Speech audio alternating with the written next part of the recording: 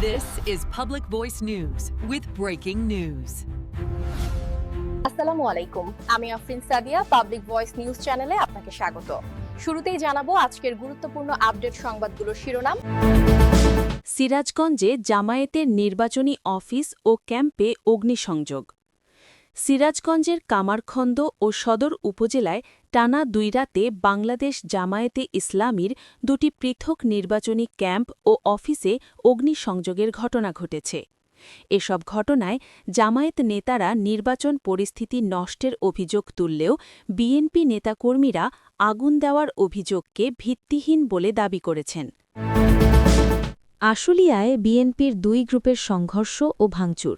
সাভারের আশুলিয়ায় বিএনপির 2 গ্রুপের সংঘর্ষ ও ভাঙচুরের ঘটনা ঘটেছে। এ সময় উভয় পক্ষের কয়েকজন আহত হয়েছেন। রোববার 1 ফেব্রুয়ারি দুপুরে সাভারের আশুলিয়ার শ্রীপুর এলাকার হাসান কলোনি মহল্লায় এই সংঘর্ষের ঘটনা ঘটে। নারী সমাজের অধিকার ও মর্যাদা রক্ষায় বিএনপি অঙ্গীকারবদ্ধ। ঢাকা 6 আসনের বিএনপির প্রার্থী ইঞ্জিনিয়ার ইশরাক হোসেন বলেছেন, নারীদের অধিকার ও সম্মান রক্ষায় বিএনপির প্রতিটি নেতাকর্মী প্রতিশ্রুতিবদ্ধ। রোববার 1 ফেব্রুয়ারি রাজধানীর সূত্রাপুরের 44 নং ওয়ার্ডে নির্বাচনী গণসংযোগের সময় এক পথসভায় তিনি একথা বলেন। যতদিন মানুষের অধিকার নিশ্চিত না হবে ততদিন 24 চলবে। শফিকুর রহমান। বাংলাদেশ জামায়াতে ইসলামের আমির ডাক্তার শফিকুর রহমান বলেছেন, যতদিন পর্যন্ত 18 কোটি মানুষের অধিকার নিশ্চিত করা না হবে ততদিন 24 চলবে। আপনারা জেগে থাকবেন, পাহারা দেবেন।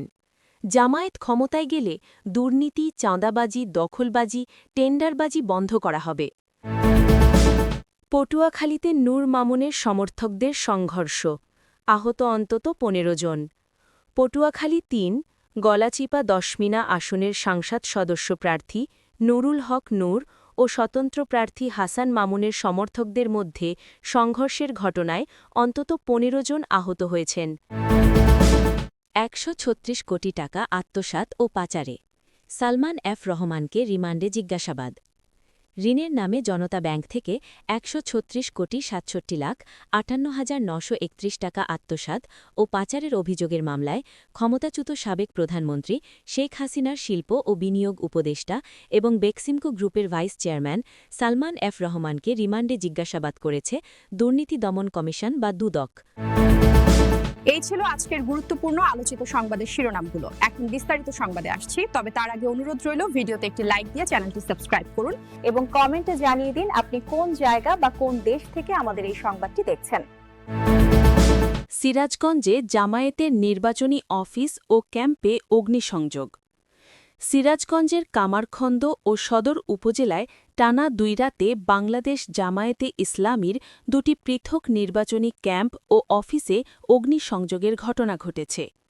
এসব ঘটনায় জামায়াত নেতারা নির্বাচন পরিস্থিতি নষ্টের অভিযোগ তুললেও বিএনপি নেতাকর্মীরা আগুন দেওয়ার অভিযোগকে ভিত্তিহীন বলে দাবি করেছেন।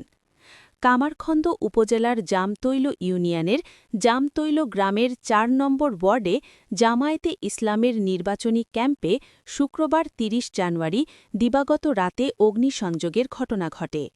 শনিবার সকালে পুলিশ, ম্যাজিস্ট্রেট ও জামায়াতের নেতাকর্মীরা ঘটনাস্থল পরিদর্শন করেন। এ সময় স্থানীয় বিএনপি নেতাকর্মীরাও সেখানে উপস্থিত ছিলেন। কামারখন্দ উপজেলা জামায়াতে ইসলামীর আমির মাওলানা ইউসুফ আলী ঢাকা পোস্টকে বলেন, আমরা স্পেসিফিকভাবে কাউকে শনাক্ত করতে পারিনি, তবে বিএনপির লোকজন আগুন দিয়েছে এটা শতভাগ নিশ্চিত। অভিযোগ অস্বীকার করে কামারখন্দ উপজেলা বিএনপির সাবেক সাধারণ সম্পাদক রেজাত রাব্বি উথান ঢাকা পোস্টকে বলেন, এই ধরনের কাজ আমাদের লোকজন করে না, এসব অভিযোগ ভিত্তিহীন। পরদিন শনিবার 31 জানুয়ারি সিরাজগঞ্জ সদর উপজেলার শিয়ালকোল ইউনিয়নের বহুতি বাজারে সিরাজগঞ্জ 2 আসনের জামায়াত প্রার্থীর দাড়িপাল্লার নির্বাচনী অফিসে আগুন ধরিয়ে দেয় দুর্বৃত্তরা। রোববার 1 ফেব্রুয়ারি সকালে ঘটনাস্থল পরিদর্শন করে জামায়াত প্রার্থী জাহিদুল ইসলাম বলেন, এটি অত্যন্ত ন্যাক্কারজনক ঘটনা, নির্বাচনের সুষ্ঠু পরিবেশ নষ্ট করার চক্রান্ত। এ ঘটনায় সদর উপজেলা নির্বাহী কর্মকর্তার কাছে লিখিত অভিযোগ দেওয়া হয়েছে। কামারখন্দ থানার ভারপ্রাপ্ত কর্মকর্তা ওসি শাহিন আকন্দ ঢাকা পোস্টকে বলেন, ঘটনাস্থল পরিদর্শন করা হয়েছে, তদন্ত চলছে এবং জড়িতদের বিরুদ্ধে আইনানুগ ব্যবস্থা নেওয়া হবে। কামারখন্দ উপজেলার সহকারী কমিশনার ভূমি ও নির্বাহী ম্যাজিস্ট্রেট আবদুল্লাহ আল মামুন বলেন, অগ্নিকাণ্ডে ক্যাম্পের ব্যানার, প্যান্ডেল ও টেবিল পুড়ে যাওয়ার সত্যতা পাওয়া গেছে এবং বিষয়টি রিটার্নিং কর্মকর্তাকে জানানো হয়েছে। সিরাজগঞ্জ সদর উপজেলার উপজেলা নির্বাহী কর্মকর্তা অর্থাৎ ইউএনও মোহাম্মদ মামুন খান ঢাকা পোস্টকে বলেন, লিখিত অভিযোগ পাওয়ার পরে আমাদের সহকারী কমিশনার ভূমি ঘটনাস্থল পরিদর্শন করেছেন। সেই প্রেক্ষিতে নির্বাচনী অনুসন্ধান ও বিচারিক কমিটির চেয়ারম্যানের কাছে একটি রিপোর্ট হস্তান্তর করা হয়েছে। আশুলিয়ায় বিএনপির দুই গ্রুপের সংঘর্ষ ও ভাঙচুর। সাভারের আশুলিয়ায় বিএনপির দুই গ্রুপের সংঘর্ষ ও ভাঙচুরের ঘটনা ঘটেছে। এ সময় উভয় পক্ষের কয়েকজন আহত হয়েছেন। রোববার ১ ফেব্রুয়ারি দুপুরে সাভারের আশুলিয়ার শ্রীপুর এলাকার হাসান কলোনি মহল্লায় এই সংঘর্ষের ঘটনা ঘটে, তবে তাৎক্ষণিকভাবে আহতদের নাম পরিচয় পাওয়া যায়নি। স্থানীয়রা জানান, দুপুরে আশুলিয়ার শ্রীপুর এলাকায় হাসান কলোনি মহল্লায় জাহাঙ্গীর ও জাহির গ্রুপের মধ্যে সংঘর্ষের ঘটনা ঘটে। এ সময় ধামসোনা ইউনিয়নের ৬ নং ওয়ার্ডের বিএনপির নির্বাচনী ক্যাম্প ভাঙচুর করে। এছাড়া সংঘর্ষে উভয় পক্ষের কয়েকজন আহত হয়েছে। পরে তাদের আহত অবস্থায় উদ্ধার করে চিকিৎসার জন্য স্থানীয় হাসপাতালে পাঠানো হয়েছে। আশুলিয়া থানা বিএনপির সাধারণ সম্পাদক আব্দুর গফুর বলেন, আমি এ বিষয়ে কিছু জানি না। আমি আশুলিয়ার ভাদাইল এলাকায় বিএনপির প্রার্থীর প্রচারণায় রয়েছি। প্রচারণা শেষে বিস্তারিত জানাতে পারব বলে জানান তিনি। এ ঘটনায় আশুলিয়া থানা পুলিশের ওসি তদন্ত আসগর হোসেন ঢাকা পোস্টকে জানান, ব্যানার টাঙানো নিয়ে বিএনপির দুই গ্রুপের সংঘর্ষের ঘটনা ঘটেছে। এতে প্রাথমিকভাবে আহতের খবর পাওয়া গেছে, তবে বর্তমানে ঘটনাস্থলে পুলিশ পরিদর্শন করলেও কাউকে পাওয়া যায়নি বলে জানান পুলিশের ওই কর্মকর্তা। নারী সমাজের অধিকার ও মর্যাদা রক্ষায় বিএনপি অঙ্গীকারবদ্ধ।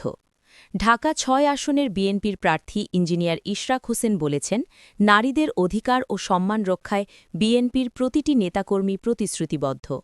রোববার ১ ফেব্রুয়ারি রাজধানীর সূত্রাপুরের ৪৪ নং ওয়ার্ডে নির্বাচনী গণসংযোগের সময় এক পথসভায় তিনি একথা বলেন। ইশরাক হোসেন বলেন, কয়েকদিন আগে কর্মীজীবী নারীর পক্ষ থেকে কয়েকজন মহিলা তার সঙ্গে দেখা করে তাদের আশঙ্কার কথা জানান। তারা জানান, আগামী দিনে অন্য কোনো রাজনৈতিক দল ক্ষমতায় এলে তাদের কী পরিণতি হবে সে বিষয়ে সেসব নারীরা উদ্বিগ্ন। আসন্ন ১২ই ফেব্রুয়ারি অনুষ্ঠিতব্য জাতীয় নির্বাচন প্রসঙ্গে ইশরাক হোসেন বলেন, এই নির্বাচনের মাধ্যমে আগামীর বাংলাদেশ কোন পথে যাবে তা নির্ধারিত হবে। বাংলাদেশ জাতীয়তাবাদী দল গত ১৭ বছর ধরে আন্দোলন, সংগ্রাম, জেল জুলুম, গুম ও খুনের শিকার হয়েছে। এ সময় তিনি ছাত্র নেতাদের গুম ও হত্যার প্রসঙ্গও উল্লেখ করেন।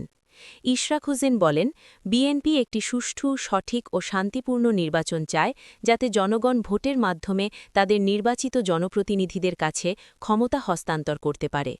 যারাই নির্বাচিত হয়ে আসুক, যদি একটি সুষ্ঠু নির্বাচন সম্পন্ন হয় তাহলে জিতবে বাংলাদেশ, জিতবে বাংলাদেশের জনগণ।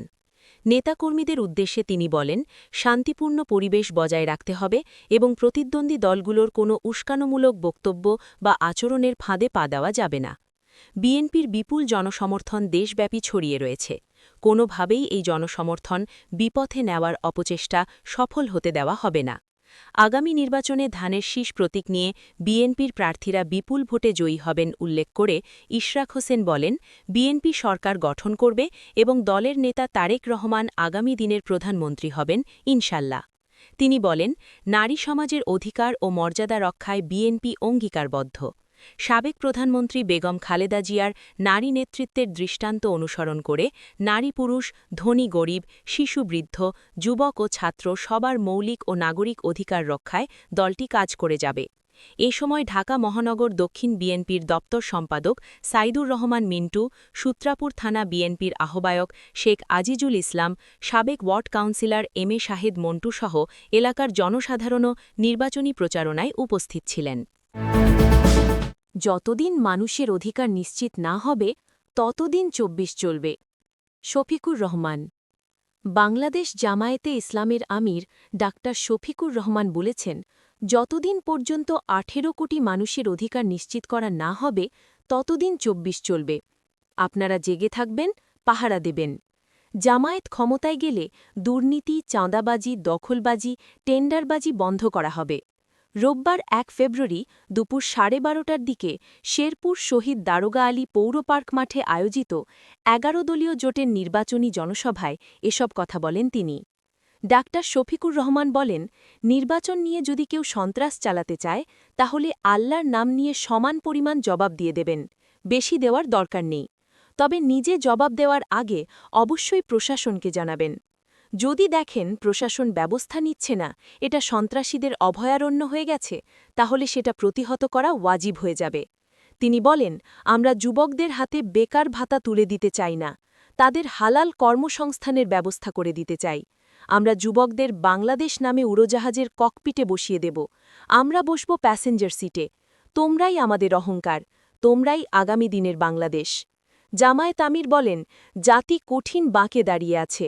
১২ তারিখ সেই বাঁক পরিবর্তনের দিন। আল্লাহ তালার গোলামি যারা করে তারা কালো মেঘ দেখলে ভয় পায় না। আমরা এমন একটি দেশ চাই যেখানে তুচ্ছ শান্তির জন্য হানাহানি হবে না, নোংরা ঘটনা ঘটবে না। রাজনীতির নাম যদি মানুষ খুন হয়, সেই রাজনীতি আমরা ঘৃণা করি। তিনি বলেন, আমাদের কেউ চাঁদাবাজ বলতে পারবে না, আমরা কোথাও চাঁদাবাজি করি না। বাংলাদেশে মোট মামলা করেছি ১,২০০, এর মধ্যে ৮টি মামলায় আসামি একজন করে। দ্বিতীয় কাউকে অপরাধী পাইনি, তাদের নাম লিখব কি করে? আমরা এটা করিনি, কিন্তু অনেকেই হাজার হাজার মানুষকে আসামি করে মামলা করেছেন, তারপর তাদের কাছ থেকে অনেক কিছু গ্রহণ করেছেন। এসব হারাম। ডাক্তার শফিকুর রহমান বলেন, আমি মায়েদের অত্যন্ত সম্মান করি। আমার এক্স অ্যাকাউন্ট হ্যাক করে মায়েদের নামে কুরুচিপূর্ণ বক্তব্য পোস্ট করা হয়েছে। একটা দল সেটি নিয়ে হৈ হৈ রৈ রৈ করে মিছিল শুরু করে দিয়েছে। যারা মায়েদের সম্মান করে না তারাই এখন মিছিল করছে। 7 ঘণ্টা পর আমার অ্যাডমিন অ্যাকাউন্টের অ্যাক্সেস ফিরে পেয়েছি। এই সাময়িক সময়ে যদি কোনো মা ওদের অপতথ্যের কারণে মনে কষ্ট পেয়ে থাকেন, তবে তাদের কাছে আমি ক্ষমা চেয়ে নিচ্ছি। তিনি আরও বলেন, বহু জায়গায় মায়েদের গায়ে হাত তোলা হয়েছে। কোনো উন্মাদ বলেছে, বোরকা হিজাব পরে কেউ ভোট চাইতে গেলে তাদের কাপড় খুলে ফেলা হবে। যারা মা বোনদের কাপড় খুলে নিতে চায় তারা পশুর চেয়েও খারাপ। আমি স্পষ্টভাবে বলে দিতে চাই, মায়ের গায়ে হাত উঠলে বাংলাদেশ বিস্ফোরিত হবে। শেরপুরে উন্নয়নের দাবির বিষয়ে তিনি বলেন, এটা যেহেতু কৃষিপ্রধান এলাকা, এখানে একটি কৃষি বিশ্ববিদ্যালয় হলে ভালো হবে। এ জেলায় মেডিকেল কলেজ না থাকার বিষয়ে তিনি বলেন, আমরা ক্ষমতায় গেলে দেশের কোনো জেলায় মেডিকেল কলেজবিহীন থাকবে না, আর যেখানে যে ইন্ডাস্ট্রিজ প্রয়োজন সেটি গড়ে তোলা হবে। বক্তব্য শেষে জামায়াতের আমির শেরপুর ১ আসনে জামায়াতের প্রার্থী হাফেজ রাশেদুল ইসলাম, শেরপুর ২ আসনে জামায়াতের প্রার্থী মোহাম্মদ গোলাম কিবরিয়া ভিপি, শেরপুর ৩ আসনে জামায়াতের প্রার্থী নুরুজ্জামান বাদলের হাতে দাড়িপাল্লা প্রতীক তুলে দেন। জেলা জামায়াতের আমির মাওলানা হাফিজুর রহমানের সভাপতিত্বে সমাবেশে আরও বক্তব্য দেন জামায়াতে ইসলামীর কেন্দ্রীয় সাংগঠনিক সম্পাদক ড সামিউল হক ফারুকী, জেলা জামায়াতের সাবেক আমির ডা শাহাদাত হোসেন, সাবেক সেক্রেটারি মাওলানা জাকারিয়া মোহাম্মদ আব্দুল বাতেন, বাংলাদেশ ডেভেলপমেন্ট পার্টির কেন্দ্রীয় অর্থ সম্পাদক রিয়াদ হোসেন, ডাকসুর জিএস এস.এম. ফরহাদ, ছাত্র শিবিরের কেন্দ্রীয় কলেজ সম্পাদক ইউসুফ ইলাহি, জেলা এবি পার্টির সভাপতি জাহান মল্লিক, খেলাফত মজলিস জেলা শাখার আমির মাওলানা আব্দুল হালিম, বাংলাদেশ খেলাফত মজলিসের আমির মাওলানা শফিকুল ইসলাম, জেলা এনসিপির আহ্বায়ক ইঞ্জিনিয়ার লিখন মিয়া, জেলা বৈষম্য বিরোধী ছাত্র আন্দোলনের আহ্বায়ক মামুনুর রহমান, জেলা ছাত্র শিবিরের সভাপতি আশরাফুজ্জামান মাসুম, জুলাই যোদ্ধা খোকন চন্দ্র বর্মন প্রমুখ। সমাবেশে জেলা, উপজেলা ও ১১ দলীয় জোটের নেতৃবৃন্দসহ বিপুল সংখ্যক কর্মী সমর্থক উপস্থিত ছিলেন। পটুয়াখালীতে নূর মামুনের সমর্থকদের সংঘর্ষ, আহত অন্তত ১৫ জন। পটুয়াখালী ৩ গলাচিপা দশমিনা আসনের সংসদ সদস্য প্রার্থী নুরুল হক নূর ও স্বতন্ত্র প্রার্থী হাসান মামুনের সমর্থকদের মধ্যে সংঘর্ষের ঘটনায় অন্তত ১৫ জন আহত হয়েছেন। আহতদের মধ্যে ৩ জনকে গলাচিপা উপজেলা স্বাস্থ্য কমপ্লেক্সে ভর্তি করা হয়েছে। শনিবার ৩১ জানুয়ারি দিবাগত রাত ১১টার দিকে গলাচিপা উপজেলার ডাকুয়া ইউনিয়নের চত্রা সরকারি প্রাথমিক বিদ্যালয়ের সামনে এ সংঘর্ষের ঘটনা ঘটে। পুলিশ ও স্থানীয় সূত্র জানায় চত্রা সরকারি প্রাথমিক বিদ্যালয়ের সামনে নুরুল হক নূরের ট্রাক প্রতীকের সমর্থকদের একটি মিছিল এবং স্বতন্ত্র প্রার্থী হাসান মামুনের ঘোড়া প্রতীকের সমর্থকদের আরেকটি মিছিল মুখোমুখি হয়। মিছিল দুটি অতিক্রম করার সময় উভয় পক্ষের মধ্যে বাগবিতণ্ডা শুরু হয়। এক পর্যায়ে তা সংঘর্ষে রূপ নেয়। সংঘর্ষে মারুফ, অজিত, ওয়াজিব, অলিউল ইসলাম টিটু, বায়েজিদ সহ উভয় পক্ষের অন্তত ১৫ জন আহত হন। আহতদের মধ্যে হাসান মামুনের ঘোড়া প্রতীকের সমর্থক মারুফ গাজী ২৪, ওয়াজিব হাওলাদার ২৪ ও জায়েদকে গলাচিপা উপজেলা স্বাস্থ্য কমপ্লেক্সে ভর্তি করা হয়েছে। অন্যরা প্রাথমিক চিকিৎসা নিয়েছেন। ঘটনার সত্যতা নিশ্চিত করে গলাচিপা থানার ভারপ্রাপ্ত কর্মকর্তা ওসি মোহাম্মদ জিল্লুর রহমান বলেন, উভয় পক্ষের মধ্যে ঝামেলা হয়েছিল। খবর পেয়ে পুলিশ ঘটনাস্থলে গিয়ে পরিস্থিতি নিয়ন্ত্রণে আনে। এ বিষয়ে নুরুল হক নূরের নির্বাচন পরিচালনা কমিটির সমন্বয়ক ও ছাত্র অধিকার পরিষদের কেন্দ্রীয় কমিটির সভাপতি মোহাম্মদ আবু নাইম বলেন, ডাকুয়ায় আমাদের ৩ জন লোককে তারা মিছিলে টেনে নিয়ে যাচ্ছিল। এ নিয়ে সংঘর্ষে শুরু হয়। এ ঘটনায় এখন পর্যন্ত কোনো প্রার্থীর কাছ থেকে আনুষ্ঠানিক মন্তব্য পাওয়া যায়নি। ১৩৬ কোটি টাকা আত্মসাৎ ও পাচারে সালমান এফ রহমানকে রিমান্ডে জিজ্ঞাসাবাদ। ঋণের নামে জনতা ব্যাংক থেকে ১৩৬ কোটি ৬৭ লাখ ৫৮,৯৩১ টাকা আত্মসাৎ ও পাচারের অভিযোগের মামলায় ক্ষমতাচ্যুত সাবেক প্রধানমন্ত্রী শেখ হাসিনার শিল্প ও বিনিয়োগ উপদেষ্টা এবং বেক্সিমকো গ্রুপের ভাইস চেয়ারম্যান সালমান এফ রহমানকে রিমান্ডে জিজ্ঞাসাবাদ করেছে দুর্নীতি দমন কমিশন বা দুদক। রোববার ১ ফেব্রুয়ারি দুদকের প্রধান কার্যালয়ে বিকেল ৪:৩০টায় তাকে কারাগার থেকে প্রিজন ভ্যানে এনে জিজ্ঞাসাবাদ করে সংস্থাটির উপপরিচালক মোহাম্মদ জয়নাল আবেদিন ও সহকারী পরিচালক মোহাম্মদ আল আমিনের নেতৃত্বে একটি টিম। গত ৮ জানুয়ারি ১৩৬ কোটি ৬৭ লাখ ৫৮,৯৩১ টাকা আত্মসাৎ ও পাচারের অভিযোগে সালমানসহ ২২ জনের বিরুদ্ধে মামলা করে দুদক। ওই মামলায় ৪ দিনের রিমান্ড মঞ্জুর করেন আদালত। আজ রিমান্ডের প্রথম দিন। মামলায় সালমান এফ রহমানের ভাই এএসএফ রহমান, ছেলে আহমেদ শায়ান ফজলুর রহমান ও এএসএফ রহমানের ছেলে আহমেদ শাহরিয়ার রহমানকেও আসামি হয়েছে।